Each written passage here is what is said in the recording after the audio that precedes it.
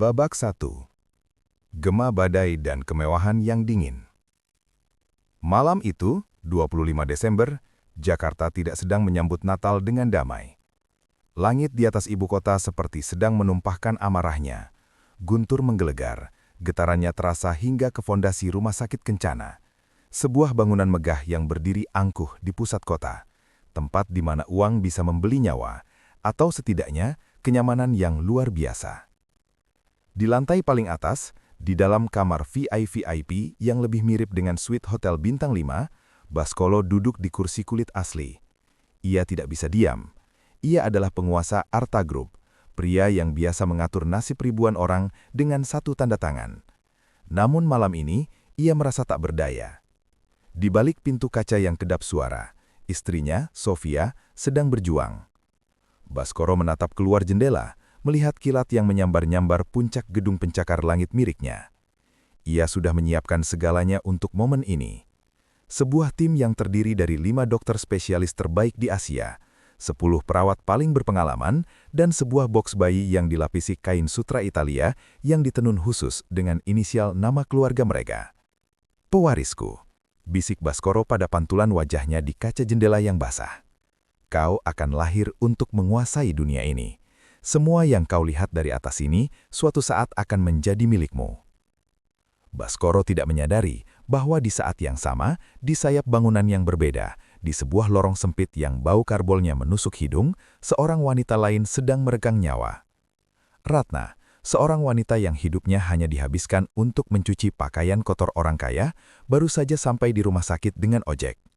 Ia basah kuyup, menggigil, dan tak punya Rp1 pun di kantongnya selain uang jaminan dari puskesmas. Ratna tidak punya tim dokter, ia hanya ditemani oleh seorang bidan magang yang tampak mengantuk. Ia tidak punya kain sutra, ia hanya punya selembar kain jarik kusam yang sudah robek di pinggirannya. Namun rasa sakit yang ia rasakan sama besarnya dengan yang dirasakan Sofia di lantai atas. Dua wanita dari dunia yang berbeda sedang bersiap membawa nyawa baru ke dunia yang tak adil ini. Babak 2. Insiden di kegelapan. Tepat pukul 2:15 dini hari, 2 tangisan bayi pecah hampir bersamaan. Satu bayi lahir dengan kulit putih bersih, segera dibungkus dengan selimut hangat berbahan kasmir. Bayi lainnya lahir dengan teriakan yang lebih keras, seolah sudah tahu bahwa hidup di depannya akan sangat berat. Namun alam punya rencana lain, sebuah petir jaksa menyambar transformator utama rumah sakit. Detuman keras terdengar, diikuti oleh matinya seluruh aliran listrik. Ruangan menjadi gelap gulita. Lampu darurat hanya menyala redup di beberapa koridor, meninggalkan kamar bayi dalam kegelapan yang mencekam. Suster Maya, seorang perawat muda yang baru bekerja sebulan, sedang berada di ruang transisi. Ia membawa 2 bayi laki-laki di dalam baki dorong untuk dibersihkan di bawah lampu pemanas. Saat listrik padam, alarm kebakaran berbunyi pendek, memicu kepanikan di seluruh lantai. "Aduh, sial!" teriak Maya saat ia tersandung kabel mesin monitor yang melintang di lantai. Baki lorong itu terguling, kedua bayi itu terlempar ke atas tumpukan handuk bersih di lantai. Maya panik bukan main. Dalam kegelapan total, ia meraba-raba lantai, mencari tubuh kecil yang licin itu. Saat ia berhasil memungut keduanya, ia menyadari sesuatu yang mengerikan. Gelang identitas bayi itu terlepas. Maya mencari dengan tangan gemetar, menggunakan cahaya korek api yang ia temukan di saku seragamnya. Ia menemukan 2 gelang plastik, satu bertuliskan bayi Nyonya Sofia Baskoro, satu lagi bayi Nyonya Ratna. Namun ia tidak tahu bayi mana yang mana. Keduanya menangis dengan nada yang sama, keduanya terlihat sama dalam cahaya api yang bergoyang. Keringat dingin bercucuran di dahi Maya. Jika ia melapor ke kepala perawat, ia akan dipecat, bahkan mungkin dipenjara karena kelalaian. Ia menatap kedua bayi itu. Ia harus memilih. Dalam keputusasaan yang murni, ia menutup matanya, mengambil nafas panjang, dan memasangkan gelang Baskoro ke bayi yang ia ambil dari tangan kirinya dan gelang Ratna ke bayi di tangan kanannya. "Tuhan, ampuni aku. Mungkin ini caramu untuk memberikan keadilan." Maya segera meletakkan kembali kedua bayi itu ke boks masing-masing tepat saat listrik menyala kembali. Tidak ada yang tahu, tidak ada yang mencurigai. Nasib 2 manusia baru saja ditukar di atas lantai rumah sakit yang dingin. Babak 3. awal dari dua kehidupan yang terbalik. Pagi harinya, Baskoro masuk ke ruangan dengan langkah angkuh. Ia menggendong bayi yang ia yakini sebagai darah dagingnya. Ia tidak tahu bahwa bayi yang ia timang adalah anak seorang buruh cuci. Bayi itu diberi nama Adrian Baskoro. Adrian tumbuh di sebuah mansion mewah di perbukitan. Ia tidak pernah merasakan suhu udara yang lebih panas dari 24 derajat Celcius karena AC selalu menyala. Ia belajar dari tutor pribadi terbaik di Asia, makan makanan yang disiapkan koki bintang 5, dan selalu mendapatkan apapun yang ia inginkan hanya dengan menunjuk. Namun ada satu hal yang ganjil, Adrian tidak memiliki bakat bisnis ayahnya. Ia manja, lambat berpikir, dan lebih suka menghamburkan uang daripada menghasilkannya. Sementara itu, di sebuah gang sempit yang becek di pinggiran rel kereta api, Ratna membawa bayi yang ia beri nama Bima. Bima tumbuh di tengah suara bising kereta api yang lewat setiap 10 menit. Ia belajar membaca di bawah lampu minyak, dan seringkali harus menahan lapar agar ibunya bisa makan. Namun Bima memiliki sesuatu yang tidak dimiliki anak-anak di lingkungannya. Ia memiliki ketajaman otak yang menakutkan. Di usia 10 tahun, ia bisa menghitung neraca keuangan warung kelontong hanya dengan melihat. Ia memiliki kepemimpinan alami dan sorot mata yang tajam, sangat mirip dengan Baskoro yang seharusnya ia panggil ayah. 25 tahun berlalu, Adrian sekarang menjadi wakil CEO Arta Group yang tidak kompeten, sementara Bima baru saja lulus dengan beasiswa penuh dan melamar pekerjaan di perusahaan yang sama sebagai staf gudang. Roda takdir mulai berputar kembali, membawa sang pewaris asli kembali ke istana yang seharusnya miliknya, namun melalui pintu belakang. Babak 4. Debu di lantai Arta Tower. 25 tahun telah berlalu sejak malam badai di Rumah Sakit Kencana. Kini, di pusat jantung bisnis Jakarta, berdiri sebuah monumen kesombongan manusia, Arta Tower. Gedung pencakar langit berlantai 60 itu dilapisi kaca gelap yang memantulkan kemegahan kota, sekaligus menyembunyikan dinginnya persaingan di dalamnya. Pagi itu, Bima berdiri di depan gerbang sensor otomatis di lobi utama. Ia mengenakan kemeja putih murah yang sudah ia setrika berkali-kali semalam agar lipatannya terlihat tajam, meski kainnya sudah mulai menipis di bagian siku. Di tangannya, ia memegang sebuah map plastik berisi ijazah dan surat lamaran kerja. Bima menengadah, menatap langit-langit lobi yang tingginya mencapai 10 meter dengan lampu kristal yang menggantung angkuh. Ada perasaan aneh yang menjalar di dadanya. Sebuah perasaan familiar yang tidak masuk akal. Seolah-olah gedung ini bukan tempat asing baginya. Seolah-olah setiap pilar marmer ini adalah bagian dari mimpinya yang belum tuntas. Mari kita lanjutkan ke bagian 2. Untuk memperpanjang durasi, saya akan menulis dengan teknik slow burn narrative, di mana setiap gerakan, aroma ruangan, dan gejolak batin karakter dideskripsikan secara mendalam. Teks ini dirancang untuk menambah durasi sekitar 10-12 menit lagi di AI Studio. Takdir yang tersesat, bagian 2, babak 4, debu di lantai Arta Tower. 25 tahun telah berlalu sejak malam badai di Rumah Sakit Kencana. Kini, di pusat jantung bisnis Jakarta, berdiri sebuah monumen kesombongan manusia, Arta Tower. Gedung pencakar langit berlantai 60 itu dilapisi kaca gelap yang memantulkan kemegahan kota, sekaligus menyembunyikan dinginnya persaingan di dalamnya. Pagi itu, Bima berdiri di depan gerbang sensor otomatis di lobi utama. Ia mengenakan kemeja putih murah yang sudah ia setrika berkali-kali semalam agar lipatannya terlihat tajam, meski kainnya sudah mulai menipis di bagian siku. Di tangannya, ia memegang sebuah map plastik berisi ijazah dan surat lamaran kerja. Bima menengadah, menatap langit-langit lobi yang tingginya mencapai 10 meter dengan lampu kristal yang menggantung angkuh. Ada perasaan aneh yang menjalar di dadanya. Sebuah perasaan familiar yang tidak masuk akal. Seolah-olah gedung ini bukan tempat asing baginya. Seolah-olah setiap pilar marmer ini adalah bagian dari mimpinya yang belum tuntas. "Hei kau, yang pakai kemeja lusuh," suara kasar seorang satpam memecah lamunan Bima. "Lajur untuk staf rendahan dan kurir ada di sebelah kiri. Jangan menghalangi jalan di sini." Bima hanya tersenyum tipis. Sebuah senyuman yang tenang dan berwibawa, tipe senyuman yang biasanya hanya dimiliki oleh orang-orang yang sudah kenyang dengan kekuasaan. "Maaf Pak, saya hanya sedang mencari arah ke bagian sumber daya manusia," jawab Bima dengan suara bariton yang dalam dan stabil. Satpam itu tertegun sejenak. Ia merasa aneh. Pemuda di depannya ini berpakaian seperti orang susah, tapi cara bicaranya, cara berdirinya sangat mirip dengan Tuan Besar Baskoro. Satpam itu menggelengkan kepala, menganggap itu hanya kebetulan belaka, lalu menunjuk ke arah lift barang. Babak 5. Sang pewaris palsu.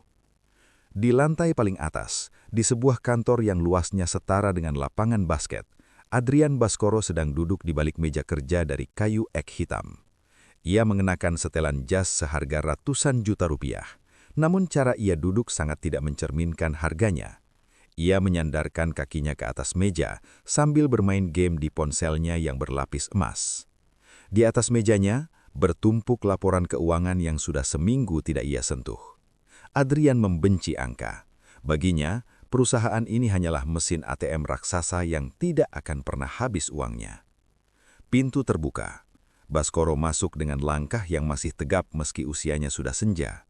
Rambutnya memutih di bagian pelipis, menambah kesan bijaksana sekaligus kejam. Ia menatap putranya dengan tatapan yang sulit diartikan, campuran antara kasih sayang dan kekecewaan yang mendalam. "Adrian, sudah kau periksa laporan audit dari cabang Surabaya?" tanya Baskoro dingin. "Aduh, Papa, masih pagi sudah bicara angka. Aku bosan. Lagi pula kita punya ribuan akuntan. Buat apa aku repot-repot membacanya?" Baskoro mengepalkan tangannya di balik punggung. Ia sering bertanya-tanya, mengapa putranya ini sama sekali tidak memiliki insting tajam seperti dirinya? Mengapa Adrian begitu malas dan tidak kompeten? Ia selalu membela Adrian di depan dewan direksi, tapi jauh di lubuk hatinya, ada kekosongan yang tidak bisa ia jelaskan. "Bisnis ini dibangun dengan darah dan air mata, Adrian. Jika kau terus begini, Arta Group akan hancur dalam 3 tahun setelah aku tiada," ucap Baskoro sambil berjalan menuju jendela menatap kota yang ia taklukkan. "Ah, Papa terlalu berlebihan," sahut Adrian santai sambil beranjak pergi. "Aku mau pergi ke klub dulu dengan teman-temanku. Jangan cari aku sampai besok." Baskoro hanya bisa menghela nafas panjang. Ia merasa gagal sebagai seorang ayah. Ia tidak tahu bahwa kegagalannya bukan dalam mendidik, melainkan karena ia sedang mendidik benih yang salah. Babak 6. Pertemuan yang menggetarkan darah. 1 jam kemudian, Bima sedang berjalan menuju lift barang setelah menyerahkan berkas lamarannya di lantai 5. Ia diterima sebagai staf gudang logistik, pekerjaan kasar yang sebenarnya jauh di bawah kapasitas otaknya yang jenius. Namun, Bima butuh uang untuk obat ibunya Ratna, yang kini mulai sakit-sakitan. Saat Bima melewati lobi lift utama, pintu lift emas terbuka. Baskoro melangkah keluar dengan terburu-buru, dikelilingi oleh sekelompok pengawal dan sekretaris. Secara tidak sengaja, Bima tersenggol oleh salah satu pengawal hingga map plastiknya jatuh dan isinya berhamburan di atas lantai marmer. Bima segera berlutut untuk memungut berkas-berkasnya. Baskoro berhenti.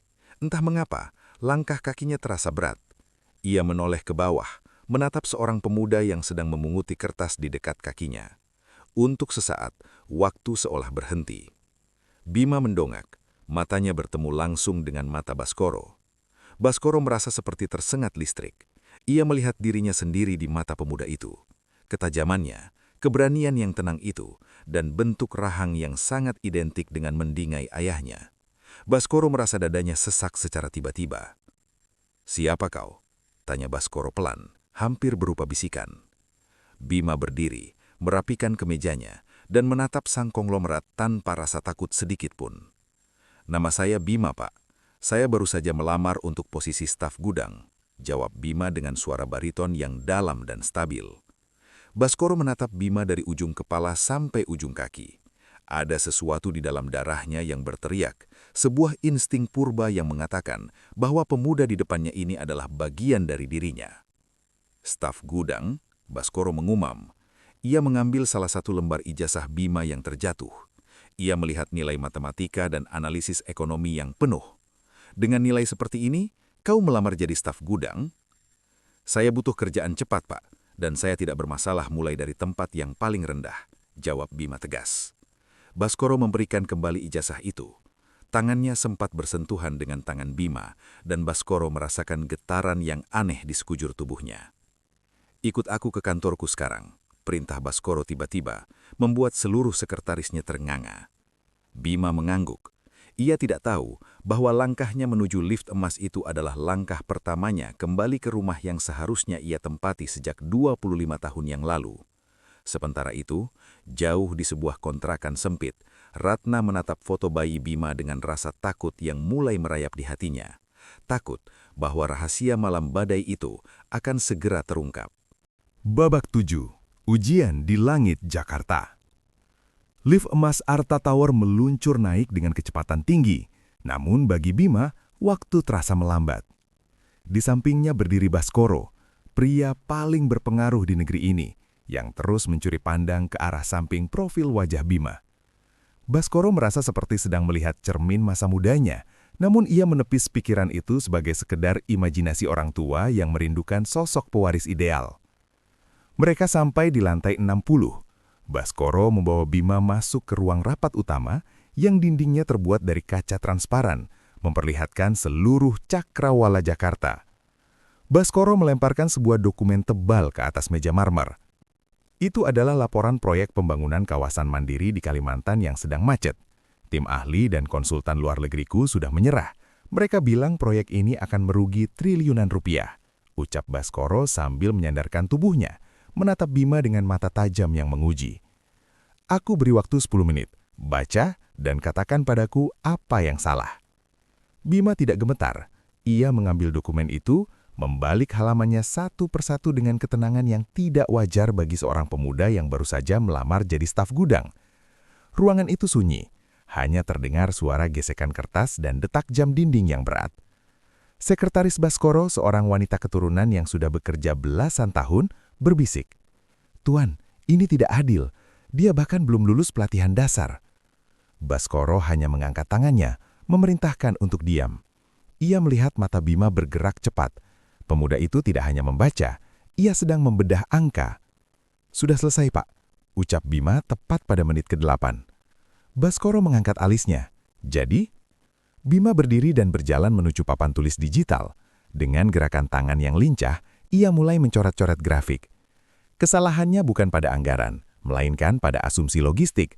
Konsultan Anda menggunakan standar biaya transportasi laut, padahal rute tersebut lebih efisien jika menggunakan jalur sungai yang sudah ada sejak zaman kolonial. Jika rute dialihkan, Anda menghemat 30% biaya operasional dalam 3 tahun pertama.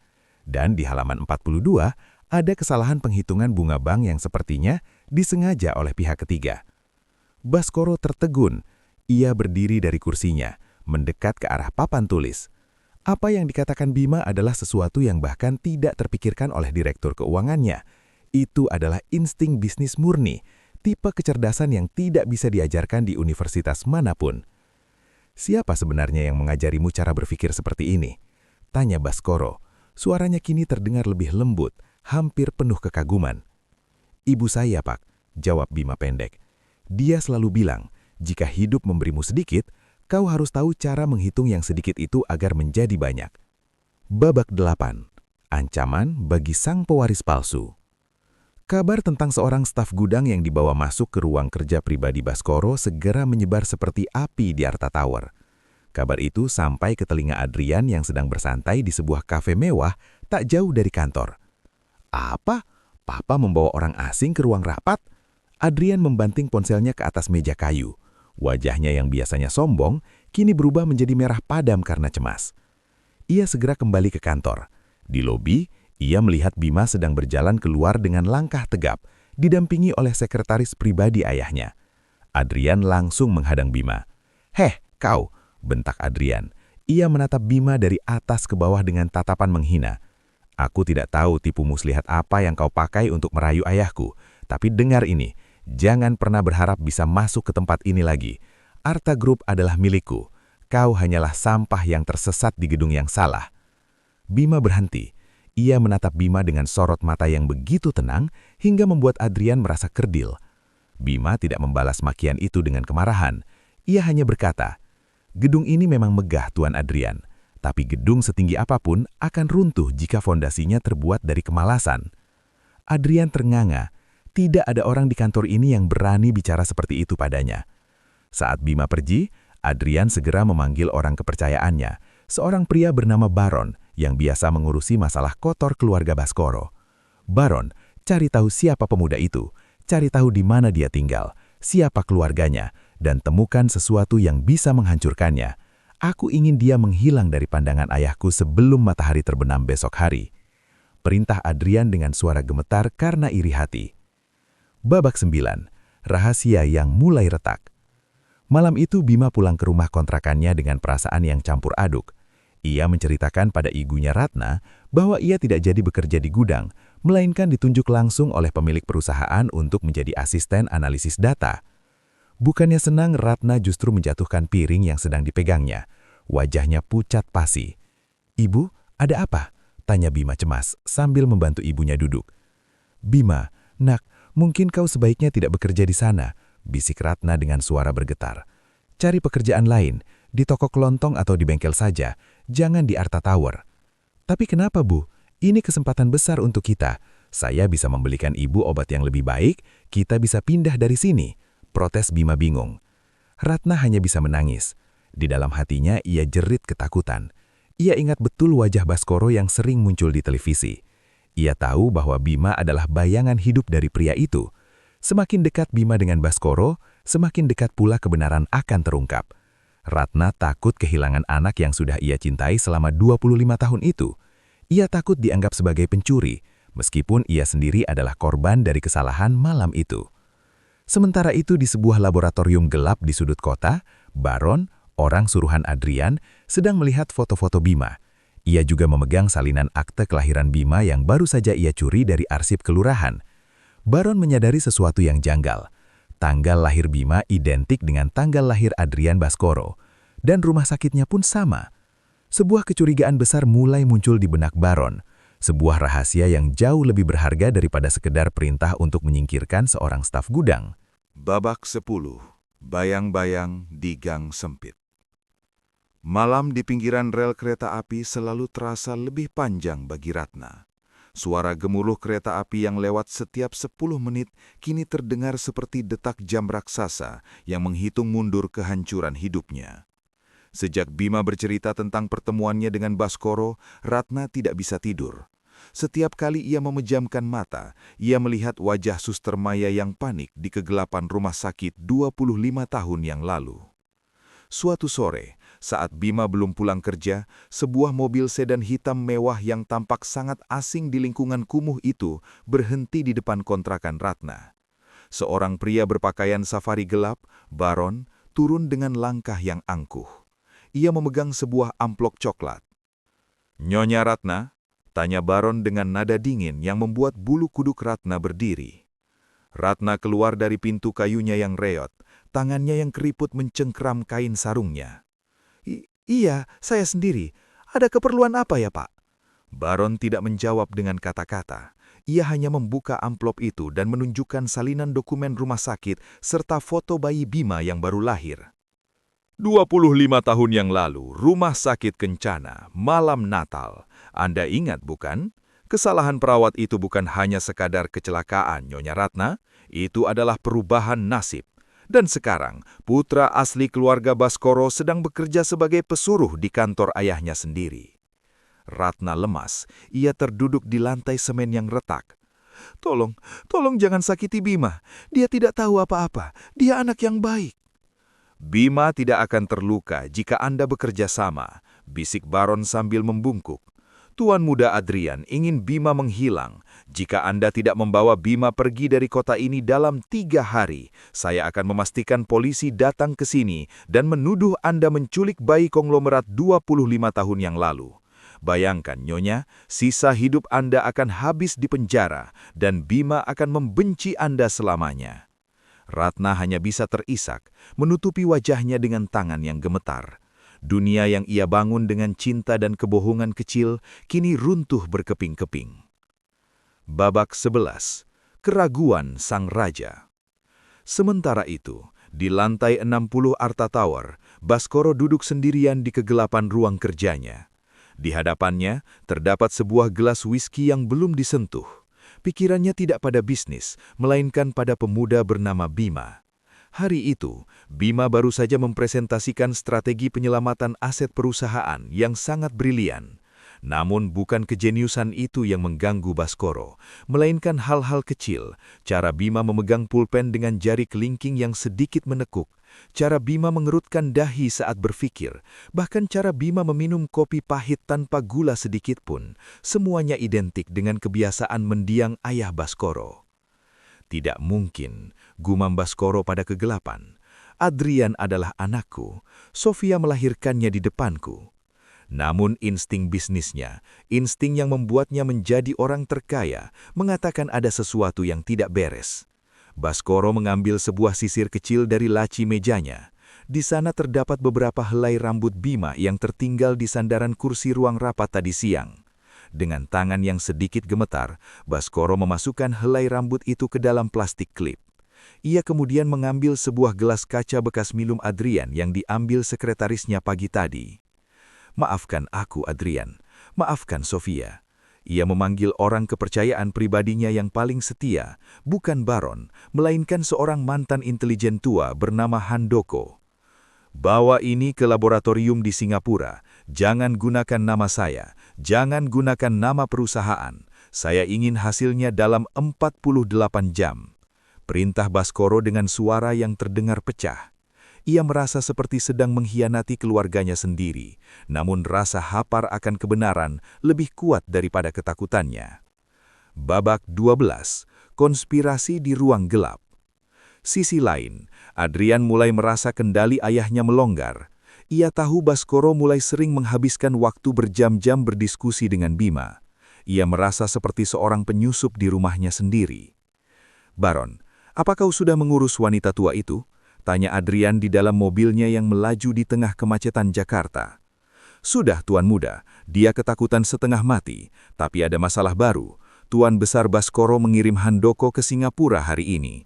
Saya tidak tahu apa yang mereka bawa, tapi firasat saya ini tentang tes DNA. Adrian memukul dashboard mobilnya dengan marah. Sial, Papa mulai curiga. Jika hasil itu keluar, saya akan kehilangan segalanya. Harta, nama besar, semuanya. Tenanglah, Tuan Muda, ucap Baron dengan suara licik. Jika Bima tidak ada, hasil tes itu tidak akan berguna. Kita harus bertindak lebih cepat, bukan hanya mengusir mereka, tapi melenyapkan bukti hidupnya. Adrian terdiam sejenak. Ia adalah pria manja yang pengecut, tapi rasa iri hatinya telah berubah menjadi kegelapan yang pekat. Lakukan apapun, Baron, apapun, asalkan dia tidak pernah kembali ke gedung itu lagi. Malam itu, saat Bima sedang berjalan pulang melewati gang gelap menuju rumahnya, sebuah motor besar melaju kencang ke arahnya. Bima menyadari bahaya itu. Ia menghindar di detik terakhir, namun tasnya yang berisi dokumen-dokumen penting tersambat. Penyerang itu bukan ingin merampok, mereka ingin mengintimidasi. Bima berdiri, menepis debu di celananya. Matanya yang tajam menatap ke arah motor yang menghilang. Ia tidak takut. Di dalam darahnya mengalir keberanian seorang Baskoro yang tidak akan pernah tunduk pada ancaman. Namun saat ia sampai di rumah dan melihat ibunya menangis dengan koper yang sudah terbuka, Bima menyadari bahwa perang ini jauh lebih besar daripada sekadar persaingan di kantor. Babak 13. Amplop putih dari Singapura. 2 hari kemudian, suasana di lantai 60 Arta Tower terasa sepi yang mencekam. Baskoro duduk di kursi kebesarannya, namun tubuhnya tampak lebih kecil dari biasanya. Di atas meja marmer yang dingin, tergeletak sebuah amplop putih dengan segel dari sebuah laboratorium forensik ternama di Singapura. Handoko, intelijen setianya, berdiri di sudut ruangan dengan kepala tertunduk. Tangan Baskoro gemetar saat ia mengambil pisau pembuka surat. Ia telah menghadapi ribuan negosiasi bisnis yang mempertaruhkan triliunan rupiah, namun ia tidak pernah merasa segetir ini. Dengan satu gerakan cepat, ia merobek amplop itu. Matanya menelusuri barisan angka dan istilah medis yang rumit, hingga ia sampai pada kesimpulan di bagian paling bawah. Dunia seakan runtuh bagi Baskoro. Napasnya tercekat. Bima, pemuda yang ia temui di gudang, pemuda yang ia anggap orang asing, adalah darah dagingnya yang sesungguhnya. Di sisi lain, laporan pembanding menunjukkan bahwa Adrian sama sekali tidak memiliki hubungan biologis dengannya. Kesalahan 25 tahun yang lalu telah mencuri waktu, kasih sayang, dan keadilan dari anak kandungnya sendiri. Handoko, suara Baskoro pecah, berat oleh air mata yang tertahan. Panggil Bima ke sini sekarang, dan bawa Adrian juga. Pastikan ibunya, wanita bernama Ratna itu, hadir. Semuanya harus berakhir hari ini. Babak 14. Konfrontasi di puncak menara. 1 jam kemudian, ruang kerja Baskoro menjadi panggung bagi tragedi yang luar biasa. Bima datang dengan wajah tenang namun penuh tanya. Ratna berdiri di sampingnya. Tubuhnya menggigil hebat. Air matanya terus mengalir tanpa henti. Adrian masuk terakhir, diikuti oleh Baron yang tampak gelisah. "Papa, ada apa ini? Kenapa wanita miskin ini ada di sini?" Tanya Adrian dengan nada sombong yang dipaksakan, meski matanya menunjukkan ketakutan yang dalam. Baskoro tidak menjawab dengan kata-kata. Ia melemparkan hasil tes DNA itu ke tengah meja. "Baca itu, Adrian. Baca takdirmu yang sebenarnya." Adrian membaca dokumen itu dengan tangan gemetar. Wajahnya menjadi pucat pasi. "Tidak, ini bohong. Papa pasti salah. Aku anakmu. Aku ahli warismu." "Cukup, Adrian," bentak Baskoro. Suaranya menggelegar, membuat seluruh ruangan terdiam. Ia kemudian menoleh ke arah Ratna. "Nyonya Ratna, katakan kebenarannya. Sekarang, sebelum aku kehilangan sisa kesabaranku." Ratna jatuh bersimpuh di lantai, meratap di kaki Bima. "Maafkan ibu, Bima. Maafkan ibu. Malam itu gelap. Suster itu salah memasang gelang. Ibu tahu, kau bukan anak ibu sejak pertama kali ibu melihatmu. Tapi ibu sangat mencintaimu. Ibu egois. Ibu tidak ingin kau diambil kembali oleh orang kaya." Bima berdiri mematung. Ia menatap Ratna, wanita yang selama 25 tahun ia panggil ibu, yang telah mengajarinya kejujuran di tengah kemiskinan. Kemudian ia menatap Baskoro, pria yang selama ini ia kagumi dalam diam. Hatinya hancur, bukan karena ia miskin, tetapi karena seluruh hidupnya dibangun di atas kesalahan yang mengerikan. Babak 15. Penghakiman dan penyesalan. Adrian, yang menyadari dunianya akan musnah, berteriak histeris. "Baron, lakukan sesuatu, singkirkan mereka." Namun Baron tidak bergerak. Handoko dan tim keamanannya telah lebih dulu melumpuhkan Baron. Baskoro berdiri dari kursinya, berjalan perlahan mendekati Bima.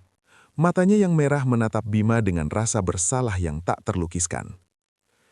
25 tahun aku mendidik orang yang salah, sementara anakku sendiri menderita di pinggiran rel kereta api," ucap Baskoro lirih.